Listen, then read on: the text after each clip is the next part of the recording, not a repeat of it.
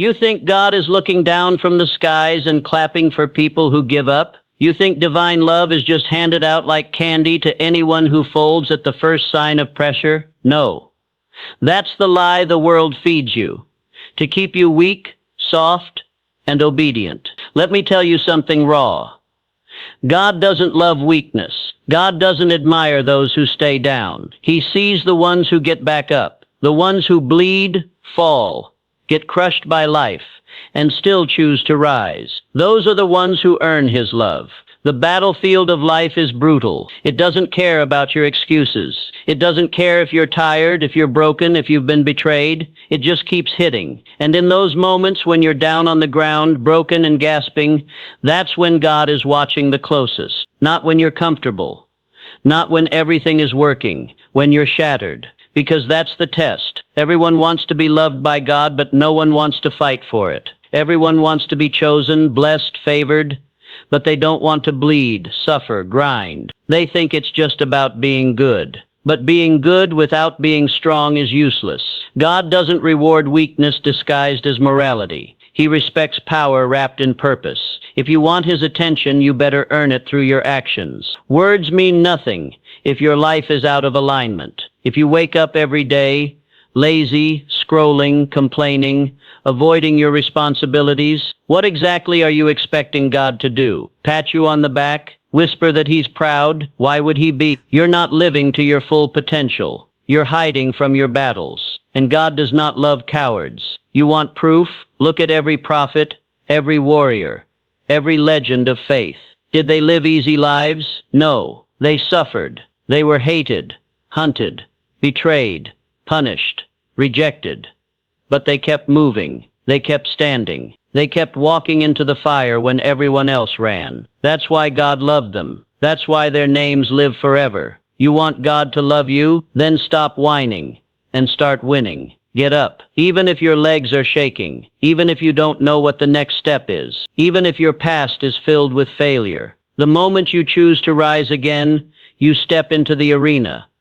And that's where God shows up. Not in the corner of your room while you feel sorry for yourself. Not in your comfort zone. He's in the battle. He's in the chaos. He's in the moment you decide to stop being a victim and become a warrior. And listen, I get it. You've been lied to. Society has told you that strength is toxic, that ambition is selfish, that power is dangerous. They've made you think being soft is a virtue, that the world owes you something just because you exist. But you weren't made for that. You weren't created to be ordinary, to sit on the sidelines and wait for miracles. You were built for war. You were built to fight your demons. You were built to conquer your weaknesses. And when you do that, when you push through the darkness, when you refuse to quit, that's when God's love rains down on you like fire. Not because you begged for it, not because you followed all the rules, but because you became someone worthy of it. Someone who chose strength, someone who chose responsibility, someone who earned it. There are people out there right now, facing hell, and still getting up every morning to fight. They've lost everything, family, friends, money, health, but they don't stop. They don't complain. They just move. And those people, those fighters, are the ones walking with God, not the ones who say the most prayers, not the ones who attend every service, the ones who live with purpose, with grit, with unshakable resolve, because God doesn't love appearances. He loves character, and character is forged in fire. You want divine power? Then suffer with dignity. Struggle with pride. Show the heavens that you can bleed without begging, that you can lose everything, and still not lose yourself. That's what God is drawn to. That's what gets His attention. Not your comfort, not your perfect little social media image. Your scars, your endurance, your relentless pursuit of greatness in the face of hell. That's divine, holy, that's love-worthy. So ask yourself right now, who have you been? Are you someone who runs from challenges, or someone who walks straight into the storm? Are you someone who complains about pain, or someone who uses it to build muscle, mind, and meaning? Are you someone waiting for God to fix your life, or someone taking control and becoming the person God wants to bless? Because the answer to that question determines everything. You are not loved because you're fragile. You're loved when you become unbreakable. You're not admired for crying. You're admired for rising. You're not chosen because of your dreams. You're chosen because of your decisions. So if you want to feel God's love, stop asking for it and start becoming worthy of it. Wake up earlier. Even. Train harder. Hey. Think sharper. Serve bigger. Speak louder. Act bolder. Don't be the one who needs saving. Be the one who stands so tall that others are inspired to rise too. That's leadership. That's love. That's power. And the truth is this: God's love is not cheap. It's not for the lazy. It's not for the cowards. It's for the few, the rare, the relentless, the ones who have every reason to quit, but choose not to. The ones who are hated, doubted, and still walk with fire. The ones who carry pain and don't let it define them. The ones who bend, but don't break. The ones who lose everything and come back stronger. That's who God loves. And if that's not you yet, it's time to become that person. Not tomorrow, now, because the battle is already happening, and God is watching. You're sitting there asking God for blessings, but you haven't moved an inch toward earning them. You fold your hands, close your eyes, and whisper soft prayers, but your actions scream laziness. You want miracles without movement, success without struggle, and rewards without responsibility. You think God is some genie in the sky just handing out gifts to anyone who asks loud enough? Wake up. That's not how this works. God isn't impressed by your begging. He's watching your hustle. You don't get what you pray for. You get what you grind for. If you're not willing to put your blood into it, your sweat into it, your soul into it, then you don't deserve it. Simple. Everyone wants to be blessed, but no one wants to bleed for the blessing. You want to level up, but you don't want to outwork your past. You want financial freedom, but you waste time like it's infinite. You want purpose, but you avoid pressure. That's the truth. God isn't going to reward you because you're suffering. He's going to reward you because you kept pushing through the suffering. There's a difference. Pain by itself means nothing. Pain without purpose is just noise. You want God's favor. Fight for it. Fight for it like your life depends on it, because it does. People talk about being chosen like it's a lottery ticket, like they're just waiting for God to pick them. But God doesn't pick people who sit around hoping. He picks people who take action. Faith is not a couch. Faith is a battlefield. You don't sit in faith, you move in it. You act when you're afraid. You get up when you're crushed. You keep going when everything says quit. That's faith. That's what moves God. You think your quiet desperation is holy? No, it's weakness. You've mistaken comfort for peace and silence for faith. But nothing grows in silence if there's no movement. Nothing changes if you don't change. You cry out to God, asking why you're stuck. The answer is in the mirror. You haven't earned what you're asking for. God doesn't send blessings to people who haven't created space for them. You want more, but your habits can't handle more. You want increase, but you're still acting like the old you. You're not prepared. You're not disciplined. You're not serious. You want God to trust you with abundance, but you can't even manage your time, your mindset, your emotions. You say you're ready, but your life says otherwise. God's not ignoring you. He's watching you. He's watching to see if you're going to change or stay soft, if you're going to evolve or stay entitled. The truth is you can pray all day, but if you don't move your feet, nothing will happen. The doors won't open until you knock, and not once, but relentlessly. Blessings require blood. They require pain. They require sacrifice. That's why so few people are truly blessed, because most aren't willing to pay the price. You're asking for divine rewards without divine discipline, and that's not how heaven works. You want the outcome, but not the obedience. You want the crown, but not the crucifixion. You want glory, but not the grind. Every person who ever walked in greatness paid a cost, and that cost was everything. Their comfort, their time, their pride, their ego, their convenience. They put it all on the altar. And you're still debating whether to wake up early or hit snooze again. Still wasting hours scrolling, watching, numbing. distracting yourself from the calling deep inside you. And yet you cry to God asking, "Where's my breakthrough?" Your breakthrough is waiting on the other side of your effort. God will meet you at the edge of your exhaustion. When you have nothing left but still choose to move, that's where His power shows up. You've been fooled into thinking that good intentions are enough, that wanting change is enough. But want doesn't win wars. Want doesn't build empires. Want doesn't get you divine favor. Only work does. Ruthless, disciplined, relentless work. Work that continues even when the motivation dies. Work that keeps showing up even when you don't feel God's presence. Because real faith doesn't depend on feelings.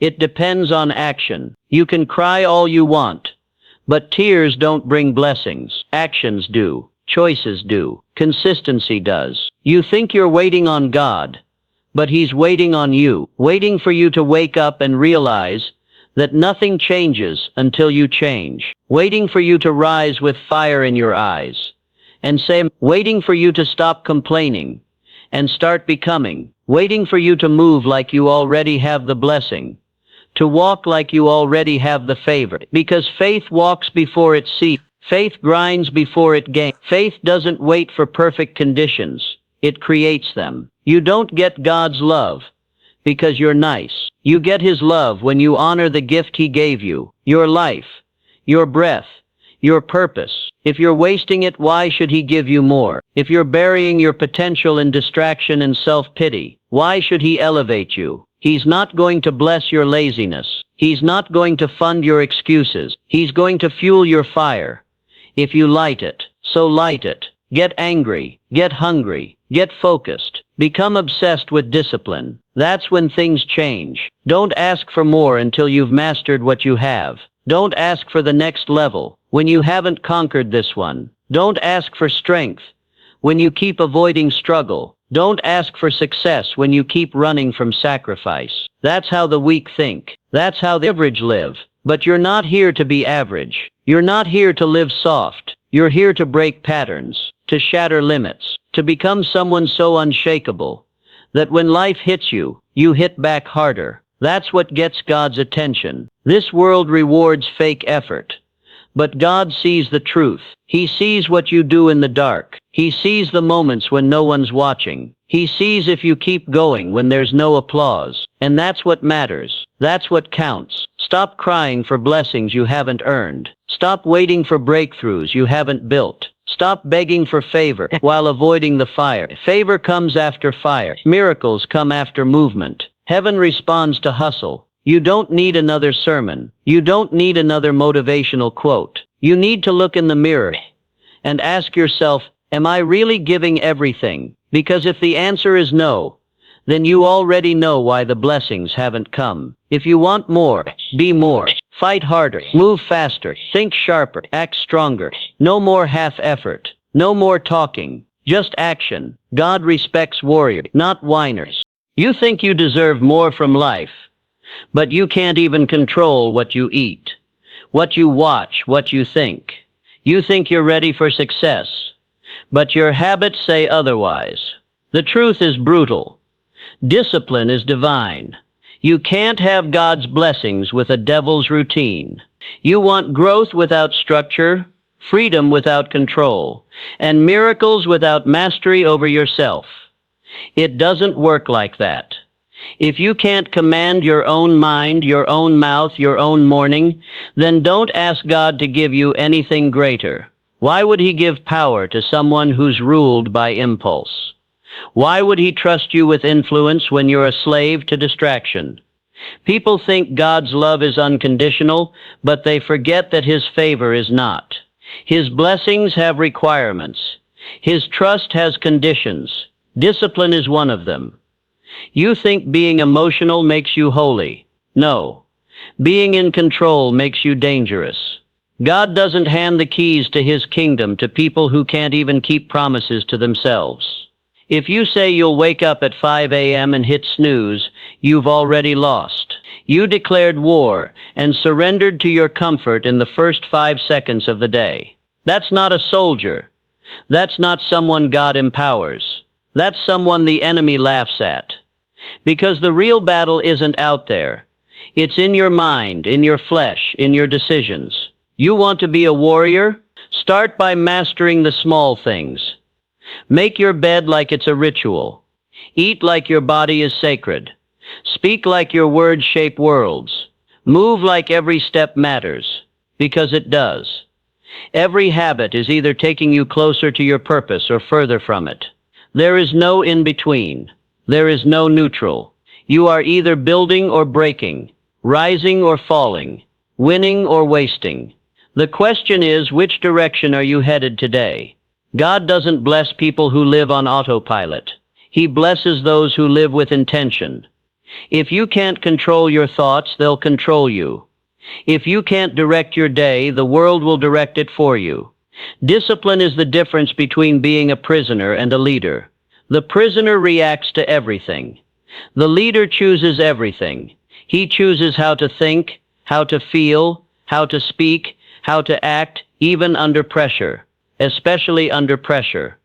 Because pressure reveals who's real, and most people break. But the disciplined don't. They bend, they adapt, they evolve. And that's why they rise.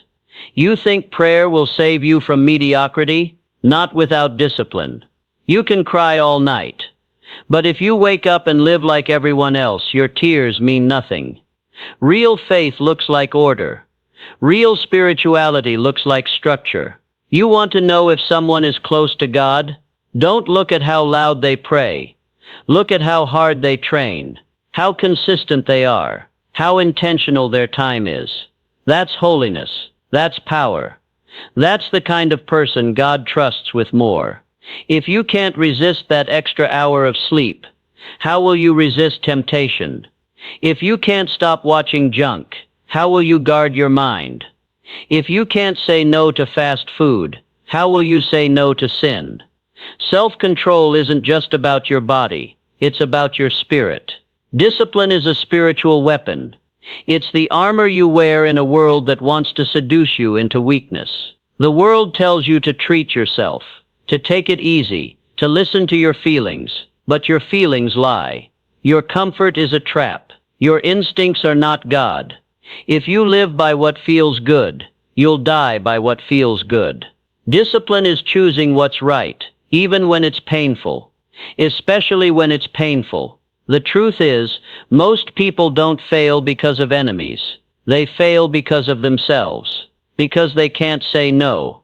Because they chase pleasure over purpose. Because they care more about fitting in than leveling up. And then they blame God for their results. As if He's supposed to do the work for them. As if He's obligated to reward laziness, disobedience, softness. He's not. God is not your safety net when you sabotage your own destiny. He's your commander. And He expects soldiers, not civilians. If you want to change your life, master discipline. Build habits that scare your old self. Wake up when it's still dark. Train when you're tired. Read when you'd rather scroll. Speak truth when it costs you. Serve when no one's watching. Fast. Focus. Fight. Live with such intensity that average people feel uncomfortable around you. That's how you know you're on the right track. When the world starts calling you too much, you're finally becoming enough for the life God has for you. This isn't about being perfect. It's about being powerful. And power doesn't come from genetics, or background, or education. It comes from consistency, from daily deliberate domination of your own weaknesses. That's the battlefield. That's the arena. If you don't conquer yourself, you'll be conquered by everything else. Distraction, addiction, fear, doubt, people's opinions. All of it will run your life unless you discipline your life. And once you do, everything changes. Suddenly your mind sharpens, your confidence builds, your body aligns, your decisions get clearer, your results explode. Not because you're lucky, not because you're chosen, but because you became dangerous. Dangerous to darkness, dangerous to mediocrity, dangerous to excuses. God can work with that. God can breathe on that. God can amplify that. Because now He sees someone serious. Someone who honors the life they were given. Someone who doesn't waste breath. Someone who makes every second count. Discipline makes you different. You'll see it in your eyes, hear it in your voice, feel it in your energy. You'll become magnetic, unshakable, untouchable. And it's not arrogance. It's alignment. You'll be aligned with your purpose, aligned with your Creator, aligned with the destiny that's been waiting for you, but couldn't find you because you were undisciplined. The moment you shift, everything starts shifting. Doors open, battles break, favor follows, but not before discipline, never before disciplined. You think you deserve more from life, but you can't even control what you eat, what you watch, what you think. You think you're ready for success, but your habits say otherwise. The truth is brutal. Discipline is divine. You can't have God's blessings with a devil's routine. You want growth without structure, freedom without control, and miracles without mastery over yourself. It doesn't work like that. If you can't command your own mind, your own mouth, your own morning, then don't ask God to give you anything greater. Why would He give power to someone who's ruled by impulse? Why would He trust you with influence when you're a slave to distraction? People think God's love is unconditional, but they forget that His favor is not. His blessings have requirements. His trust has conditions. Discipline is one of them. You think being emotional makes you holy? No. Being in control makes you dangerous. God doesn't hand the keys to His kingdom to people who can't even keep promises to themselves. If you say you'll wake up at 5 a.m. and hit snooze, you've already lost. You declared war and surrendered to your comfort in the first 5 seconds of the day. That's not a soldier. That's not someone God empowers. That's someone the enemy laughs at. Because the real battle isn't out there. It's in your mind, in your flesh, in your decisions. You want to be a warrior? Start by mastering the small things. Make your bed like it's a ritual. Eat like your body is sacred. Speak like your words shape worlds. Move like every step matters. Because it does. Every habit is either taking you closer to your purpose or further from it. There is no in-between. There is no neutral. You are either building or breaking, rising or falling, winning or wasting. The question is, which direction are you headed today? God doesn't bless people who live on autopilot. He blesses those who live with intention. If you can't control your thoughts, they'll control you. If you can't direct your day, the world will direct it for you. Discipline is the difference between being a prisoner and a leader. The prisoner reacts to everything. The leader chooses everything. He chooses how to think, how to feel, how to speak, how to act, even under pressure. Especially under pressure, because pressure reveals who's real.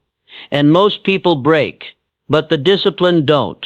They bend, they adapt, they evolve, and that's why they rise. You think prayer will save you from mediocrity? Not without discipline.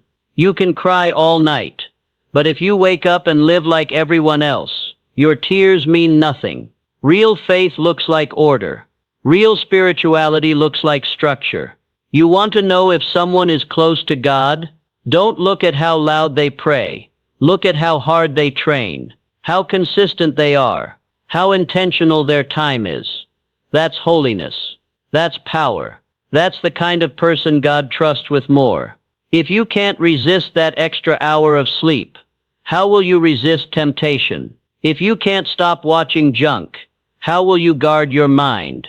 If you can't say no to fast food, how will you say no to sin? Self-control isn't just about your body. It's about your spirit.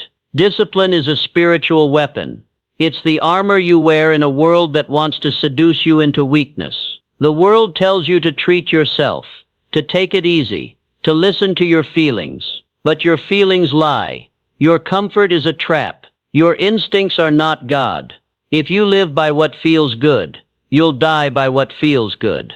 Discipline is choosing what's right, even when it's painful. Especially when it's painful. The truth is, most people don't fail because of enemies. They fail because of themselves, because they can't say no, Because they chase pleasure over purpose. Because they care more about fitting in than leveling up. And then they blame God for their results, as if He's supposed to do the work for them, as if He's obligated to reward laziness, disobedience, softness. He's not. God is not your safety net when you sabotage your own destiny. He's your commander, and He expects soldiers, not civilians. If you want to change your life, master discipline. Build habits that scare your old self. Wake up when it's still dark. Train when you're tired. Read when you'd rather scroll. Speak truth when it costs you. Serve when no one's watching. Fast. Focus. Fight. Live with such intensity that average people feel uncomfortable around you. That's how you know you're on the right track. When the world starts calling you too much, you're finally becoming enough for the life God has for you. This isn't about being perfect. It's about being powerful. And power doesn't come from genetics, or background, or education. It comes from consistency, from daily deliberate domination of your own weaknesses. That's the battlefield. That's the arena. If you don't conquer yourself, you'll be conquered by everything else. Distraction, addiction, fear, doubt, people's opinions. All of it will run your life, unless you discipline your life. And once you do, everything changes. Suddenly your mind sharpens. Your confidence builds. Your body aligns. Your decisions get clearer. Your results explode. Not because you're lucky, not because you're chosen, but because you became dangerous. Dangerous to darkness. Dangerous to mediocrity. Dangerous to excuses. God can work with that. God can breathe on that. God can amplify that. Because now He sees someone serious. Someone who honors the life they were given. Someone who doesn't waste breath. Someone who makes every second count. Discipline makes you different. You'll see it in your eyes. Hear it in your voice. Feel it in your energy. You'll become magnetic, unshakable, untouchable. And it's not arrogance. It's alignment. You'll be aligned with your purpose. Aligned with your Creator. Aligned with the destiny that's been waiting for you, but couldn't find you, because you were undisciplined. The moment you shift, everything starts shifting. Doors open. Battles break. Favor follows. But not before discipline. Never before discipline. You think you're not getting blessed because God is testing you, when the truth is, He's just watching you stay lazy. You think you're stuck in life because the universe is against you. But it's not the universe, it's your unwillingness to grind. God doesn't bless people just because they're struggling. He blesses those who fight in the middle of the struggle. You could be doing everything right in your prayers, showing up with the right words, the right language, the right rituals. But none of it matters if your hands are idle and your feet are still. Blessings come after movement. Blessings come after battle. You want a better life? Show God that you're willing to bleed for it. Because God doesn't bless laziness. He blesses resilience, hunger, and fire. People have this fantasy that just because they believe, things should happen for them, as if believing is enough. But belief without behavior is empty. Faith without motion is dead. You don't get to live like a slacker and expect divine favor. The world may hand out sympathy, but God hands out power, and power only goes to the prepared, the disciplined, the focused, the relentless, the ones who show up every single day, even when they're tired, even when they're broken, even when nobody claps for them. That's who gets blessed. That's who God multiplies, not the passive, not the pitiful, only the powerful. If you wake up late, scroll for hours, eat trash, complain about your life, and repeat it the next day, how do you expect the Creator of the universe to reward that? You can't even honor the basic gift of a day. And you expect Him to trust you with more? You treat your time like it doesn't matter, your energy like it's endless, your purpose like it's optional. And then you cry when things don't change. What do you think this is? You think God is going to reward a disorganized, distracted, deluded version of you? No. He's waiting for the fire. He's waiting for the hunger. He's waiting for that moment When you get so fed up with mediocrity that you transform. And that transformation doesn't start in prayer. It starts in practice. It starts when you stop negotiating with weakness, when you stop letting feelings dictate your actions, when you decide that every breath you take will serve your mission. That's when the heavens start paying attention. That's when favor finds you, not when you beg for it, but when you become someone worthy of it. The world may lower its standards to make you feel better about staying the same, but God never will. God doesn't meet you in your comfort. He meets you in your commitment. When you wake up early, not because it's easy, but because you said you would. When you show up to the gym, to your goals, to your grind, not because you're motivated, but because you're obsessed with fulfilling the reason you were born. Every person who has ever experienced greatness had to go through pressure, had to walk through fire, had to wake up to a life that didn't match the dream, and still move forward like it already did. And every one of them was blessed, not because they were lucky, but because they kept moving when others gave up. You want God's favor? You want to rise? Then stop waiting to feel ready. Stop needing permission. Stop waiting for perfect conditions. They're never coming. What's coming is another sunrise, another chance to prove whether you're serious or still soft, another day to build or break your destiny. People think blessings are rewards for being good. No.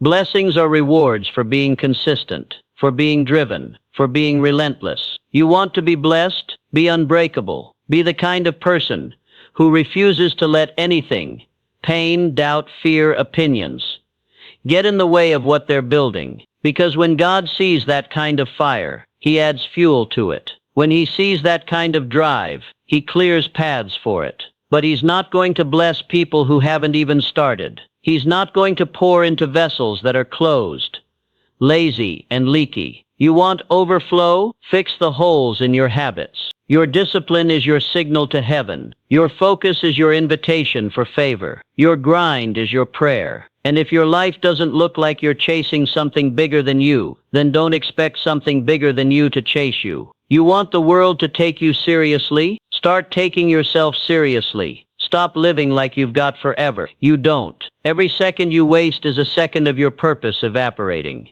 And the worst part? You'll look back one day and realize that God didn't withhold anything from you. You just didn't work for it. You think people with massive success are just chosen. No, most of them were just more disciplined. They didn't skip steps. They didn't cry about how hard it was. They showed up every single day. And that consistency became their calling card. That intensity attracted opportunities. That focus pulled favor into their lives. God didn't hand them success. They hunted it down, and God amplified what they built. That's the secret. That's the truth no one wants to hear. That divine elevation comes after self-discipline, after self-mastery, after self-respect. You keep looking for motivation, waiting for a spark, but what you need is pressure. What you need is to be cornered by your own potential, to realize that playing small is not holy, that being weak is not noble, that staying quiet when your calling is loud is not humility, it's disobedience. You were made to build, to dominate, to create, to lead, but none of that will ever come if you don't crush the laziness in you, the delay, the doubt, the drama. Kill it all, burn it to the ground, and rebuild your life from the bones up. That's what God blesses. That's what He multiplies. Not comfort, not chaos. Order, focus, fire. You say you want your life to change, then change it.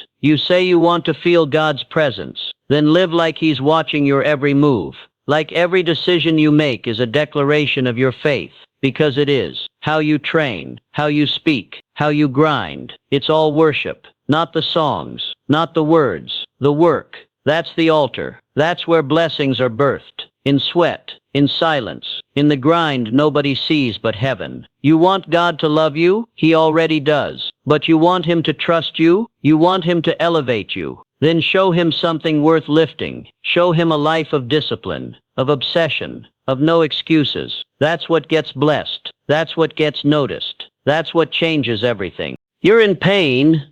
And you think something's wrong with your life. You think God has abandoned you. You think the struggle means you're off track. But let me tell you the truth. The pain is the proof. The pain means you're in God's training ground. The fire you're feeling isn't punishment, it's preparation. Pain is the weight room of the soul. It's where God builds warriors, not weaklings. The world told you pain is a problem. They told you to avoid it, numb it, medicate it, escape it. But pain is not your enemy. It's your invitation. It's God whispering. This is where you grow. This is where you're shaped. This is where you find out who you really are. You think greatness is born in comfort? No. It's born in the storm. It's born when everything goes wrong and you refuse to give up. When you're betrayed and you choose to keep trusting. When you're exhausted and you still get up. When your heart is broken and you keep showing love. That's the kind of strength God builds in pain. And that kind of strength can't be faked. You can pretend to be confident. You can act like you've got it all together. But pain strips you down. Pain reveals the truth. Pain exposes whether your faith is real or just for show. That's why pain is holy. Because it reveals. Because it refines. Everybody wants to be chosen. But no one wants to be crushed. Everyone wants purpose.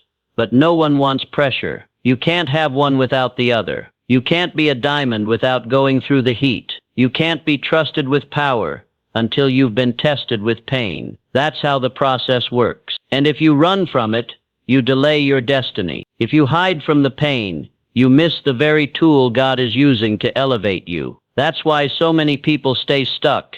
Not because they aren't talented, not because they aren't called, but because they can't handle pain. The moment life gets hard, they shrink, they panic, they fold, and in doing so they forfeit their calling. You have to understand this. Your pain is not random. It's targeted. It's surgical. It's specific. God is using it to break the parts of you that can't go with you to the next level. Your pride, your excuses, your comfort, your insecurity, all of it has to go, and pain is the blade that cuts it off. You may think you're being punished, but you're actually being purified. You're not falling apart. You're being rebuilt. Every tear, every sleepless night, every betrayal, every loss, it's shaping you, molding you, preparing you for something you can't even imagine yet. You look at your situation and ask, why me? But the real question is, why not you? Who else do you think God should choose to carry this? You think purpose comes without pressure? You think glory comes without grinding? You think calling comes without crushing? No. The more pain you've been through, the more power you're being prepared to carry. You want to speak to the world? Then first, you have to survive the wilderness. You want to lead people? Then first, you have to learn how to suffer without losing your soul. That's the price. That's the path.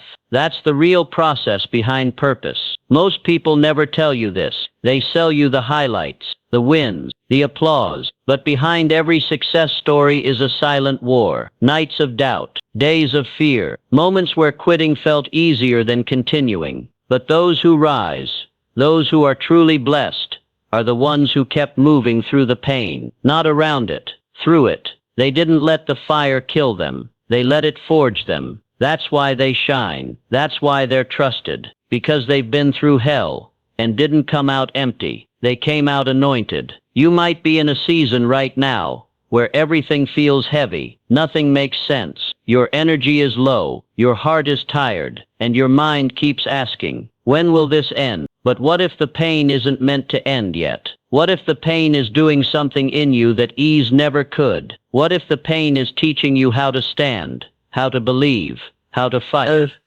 You don't learn how to breathe underwater unless you're drowning. You don't learn how to walk through fire unless you're burning. You don't become unshakable unless everything around you starts shaking. And here's the truth most won't say.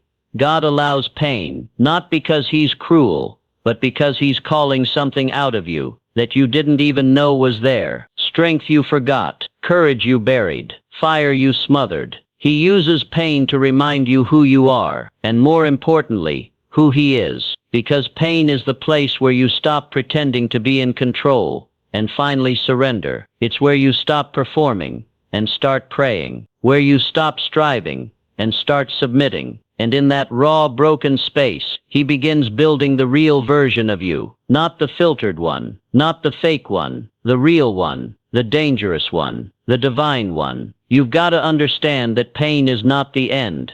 It's the entrance. It's not your defeat. It's your doorway. The tears you've cried aren't signs of weakness. They're seeds. Seeds that, when watered with faith, will grow into something powerful. But you've got to endure long enough to see the harvest. Most people give up in the dirt. They give up when nothing's growing, when it's dark, when it's quiet. But that's when the roots are forming. That's when the foundation is being laid. That's when character is being carved. If you give up now, you'll never know what you were truly capable of becoming. This is where God does his best work, not on the mountaintop, but in the valley, not in the spotlight, but in the shadows, not when you're strong, but when you're shattered. Because when you're weak, that's when he is strong through you. When you have nothing left, that's when he becomes everything. That's why the pain is sacred. That's why the fire is holy, because it brings you to a place you never would have reached on your own. You've been lied to your entire life. Lied to about comfort, about success, about what it means to live a good life. You were told that comfort is the goal, that peace comes from ease, that happiness is found in settling down, playing safe, staying soft. But here's the truth. No one has the courage to tell you. Comfort kills purpose. Comfort is the silent poison that turns warriors into spectators. It's the trap that looks like peace, but ends in regret. God knows this. That's why he doesn't leave you in comfort. That's why your life keeps shaking. That's why your plans keep falling apart. Because he loves you too much to let you rot in the prison of ease. The world has created this illusion, this fake paradise, where you're told to chase pleasure, chase fun, avoid pain, run from pressure, stay safe. That illusion is the sun. It blinds you, warms you just enough to keep you lazy, and makes you forget that you're dying slowly on the inside. But there's something beyond that illusion, a truth colder, harsher, but real. That truth is Hurak.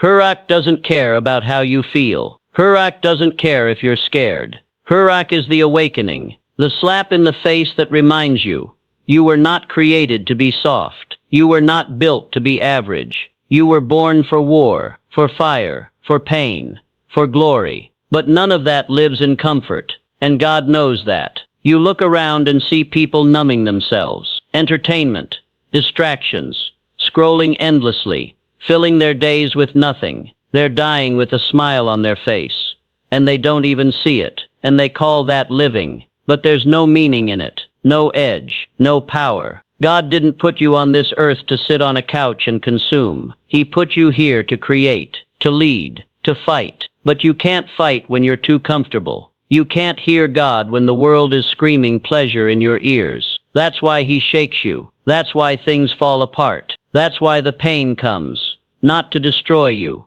but to wake you up, to pull you out of the dream and into the truth.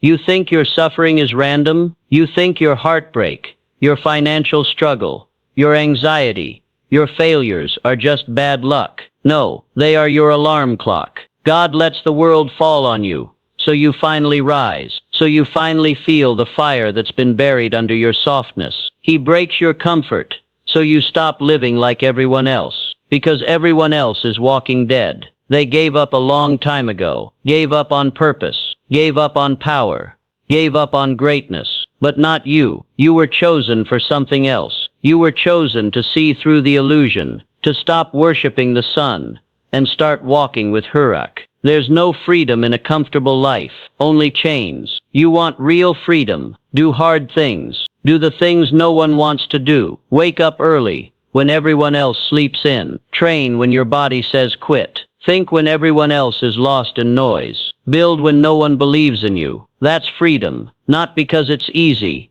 but because it's earned. You want to feel alive? Stop avoiding pain. Lean into it. Learn from it. Let it sharpen you. Let it carve out the weak parts of you. That's why God allows pain. Not because he wants to break you, but because he wants to reveal you to yourself. Comfort wants you to stay silent, to stay still, to stay the same. But God didn't wire your soul for that. That's why every time you choose comfort over calling, something inside you feels off. That's your spirit rebelling. That's your real self screaming for war. You can pretend you're okay. You can tell the world you're happy. But if your life is soft, if your life is easy, if your life lacks fire, you already know the truth.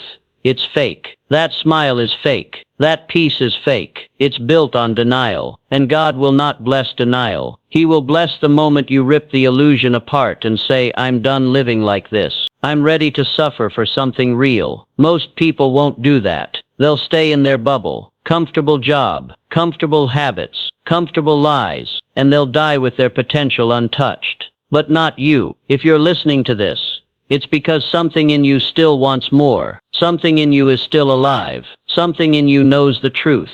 The truth that you were made for war. That the world's comfort is a trap. That the only real peace you'll ever feel is when you're in alignment with your purpose. And purpose doesn't live in comfort. It lives in pressure, in fire, in chaos, in war. God will not let you stay asleep forever. And if he has to break everything around you to wake you up, he will. Because he's not here to protect your comfort. He's here to unlock your calling. You say you want peace, but you haven't earned it. Real peace only comes after battle. Real joy only comes after discipline. Real confidence only comes after crushing fear. That's why God pulls you out of soft places. Because what you want is on the other side of what you're avoiding. What you need is hiding in the hard thing you keep running from. The relationship you need to cut off.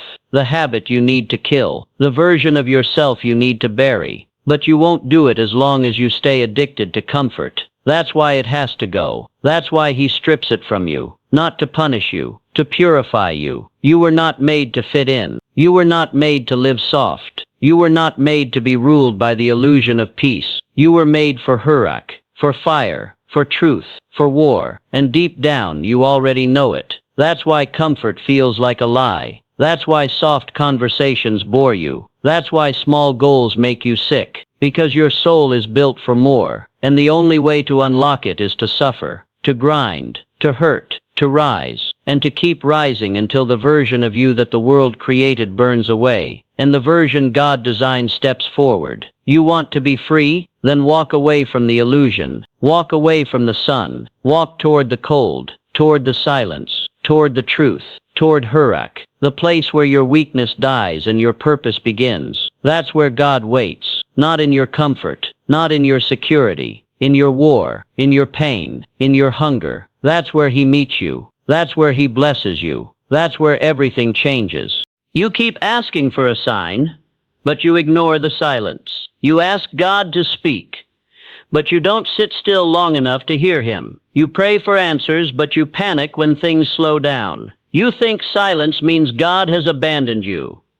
But what if silence is how he speaks the loudest? What if the quiet is where the greatest transformation happens? The truth is, most people can't handle silence because it exposes everything they've been avoiding. The moment it gets quiet, their demons speak louder. Their fear shows up. Their doubts start screaming. But that's exactly why silence is sacred. Because it forces you to confront what's real. Not the version of you that smiles for the world, but the version of you that trembles behind the scenes. The one you've been hiding. The one that needs healing. That's who God wants to reach. In the noise, you can pretend. You can distract yourself. You can scroll, talk, post, work, and avoid. But in the silence, all of that dies. There's nothing left but the raw you. And that's where power is born. That's where clarity comes. That's where you finally realize that God isn't distant. He's deep. So deep that he doesn't shout over your chaos. He waits in your stillness. He waits in your surrender. And most people never get there because they confuse stillness with stagnation. They confuse waiting with wasting. But not you. Not if you want to be chosen. Not if you want to rise. Because silence is the training ground for the dangerous, for the divine, for the disciplined. Look around you. Everyone's talking. Everyone's rushing. Everyone's trying to be seen. But the ones who move heaven, they're the ones who know how to be hidden, how to be silent, how to disappear into discipline, until the time is right. God doesn't bless noise. He blesses depth. He blesses those who know how to listen, not just with ears, but with their soul. And if your soul is too busy performing, too full of distractions, too loud with self-pity, then you won't hear him. You'll miss the instructions. You'll miss the assignment. And you'll end up chasing things that look holy, but have no power. There's a reason God hides his strongest warriors in silence, because that's where weapons are forged. Not in applause, not in validation, in the dark, in the quiet, in the moments no one sees. That's where your real strength is formed, not when you're on stage, but when you're on your knees, not when the world is watching, but when heaven is waiting, waiting to see if you'll stay disciplined, when no one claps, waiting to see if you'll train, even when you feel forgotten, waiting to see if your hunger is real, or just a performance. The silence is a test. It's God asking, will you trust me when you can't trace me? Will you move when there's no motivation? Will you stay faithful when there's no feeling? Because real warriors aren't built in hype. They're built in silence, in early mornings, in lonely nights, in battles no one knows about. You want to be great? Then fall in love with the silence. Make it your sanctuary. Make it your strategy, because while the world is addicted to noise, God's power is found in stillness. You think silence means nothing's happening, but the most dangerous changes are the ones you can't see. Roots grow in silence. Foundations are laid in silence. And if you interrupt the process, if you rush the silence, you weaken the structure. You want strength, then sit with your pain. Don't run, don't numb, don't distract. Just sit, feel it, let it burn, let it teach you, let it strip away everything fake, because only the real version of you will be able to carry what's coming. Only the refined you can handle the weight of blessing, and that version of you is born in silence. The enemy wants you to believe silence means God is done with you, but silence is proof that he's preparing you. He's hiding you for a reason, because some missions can't be rushed, some callings can't be explained. And if he showed it to you all at once, you'd panic, you'd sabotage it. So he puts you in silence, not to punish you,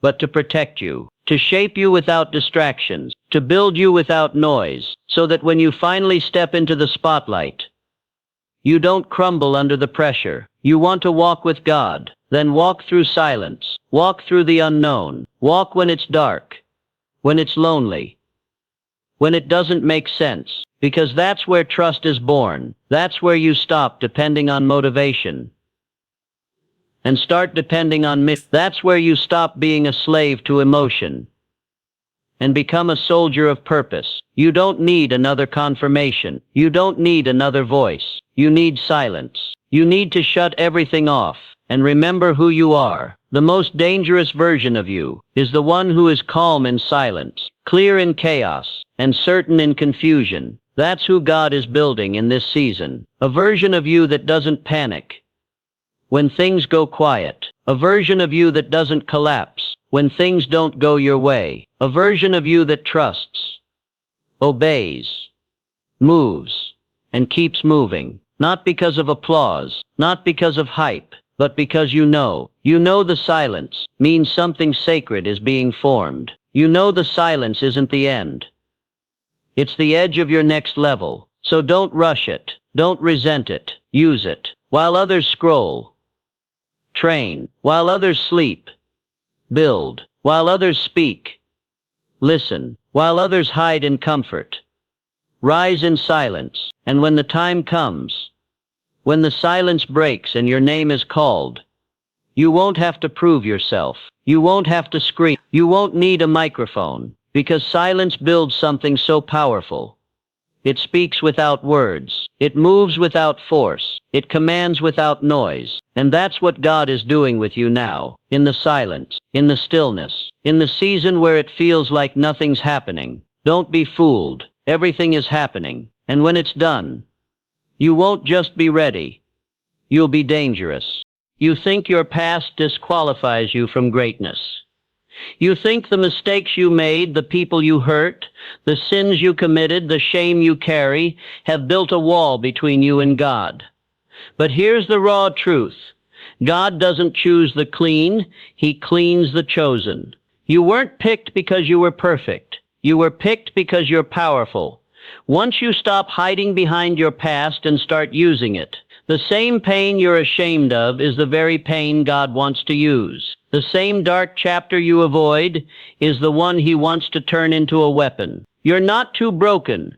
You're too blind to see that your scars are your sword. People will try to define you by your history, but God defines you by your potential. The world looks at where you've been. God looks at what He put in you before you were even born. He doesn't call the qualified, He qualifies the called. And your calling didn't die with your mistakes. It didn't disappear with your failures. It just got buried. Under guilt, under fear, under lies that say you're done, you're dirty, you're disqualified. But God's not done with you, not even close. If your lungs still have breath, then your life still has purpose. And if He didn't let your past kill you, it's because your future is supposed to be dangerous. Your past is a part of your story, not the end of it. That pain, that mistake, that fall.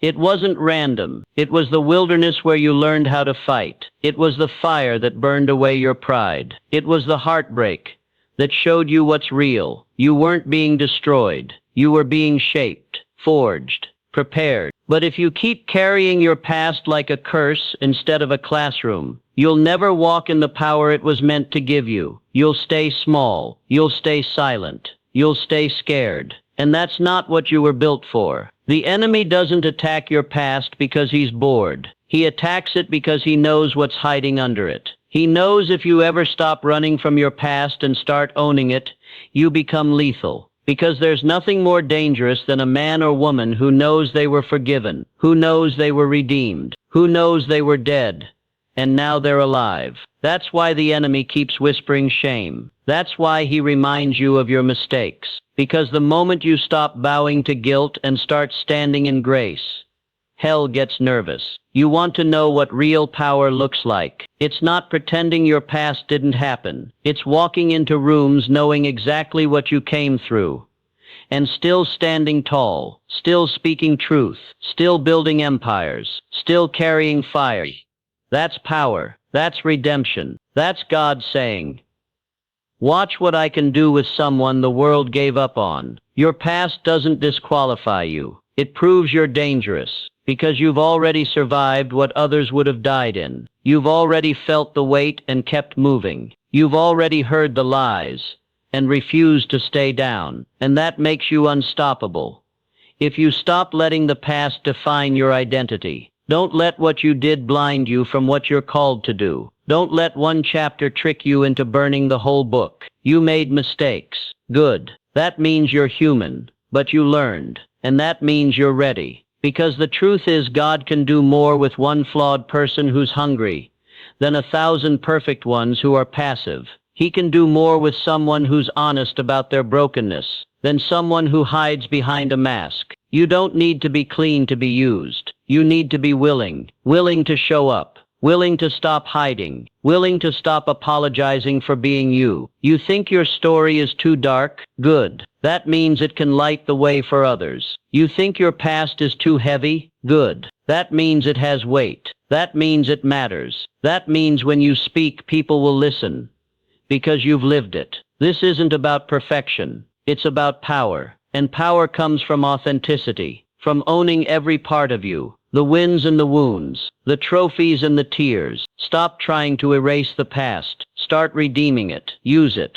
Fuel your mission with it. Let it remind you why you never want to go back, and why you'll never let anyone else stay stuck there either. There's someone out there right now, going through the exact hell you survived, and they don't need a fake hero. They don't need someone who acts perfect. They need you. They need the raw version of you, the one who limped but kept walking, the one who broke but came back stronger, the one who bled, fell, got up, and turned the blood into ink that rewrote the ending. That's your purpose. That's your power. Not to be pretty, not to be polished, but to be real. Real enough to lead people out of the same pit you once called home. Stop waiting to feel worthy. Worthy isn't a feeling, it's a decision. God already decided you're worthy when He didn't let your past kill you. He already stamped you with purpose when he breathed into your lungs this morning. You're here. You're alive. You're still standing. That's your sign. Not to shrink, not to hide, but to rise, to own your story, to use every scar as a sentence, every failure as fuel, every sin as a setup for something greater. You are not what you've done. You are what you decide to become from this moment forward.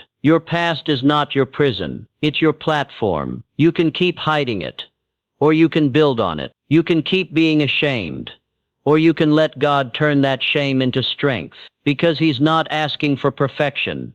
He's asking for permission. Permission to use your entire life, not just the polished parts. You want to be blessed? Then stop editing your story. Stop erasing your struggle. Let it speak. Let it roar. Let it tell the world that failure didn't kill you. It forged you. And now, you're not just forgiven, you're dangerous.